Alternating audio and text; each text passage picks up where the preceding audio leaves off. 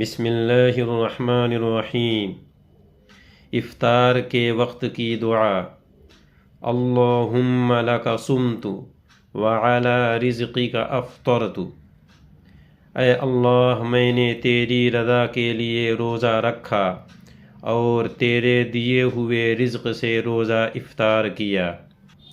افطار کے بعد کی دعا۔ ذہب الظمأ وابتلت العروق وثبت الاجر انشاء اللہ۔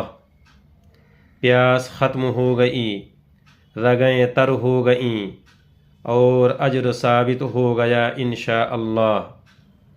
ان دونوں دعاؤں کے الفاظ کے الگ الگ معنی ہم نے آخر میں لکھ دیے ہیں، ان کو دیکھ کر یاد کر لیں اور سمجھ کر اس دعا کو پڑھیں۔ اللہ تعالی ہماری دعاؤں کو قبول فرمائے۔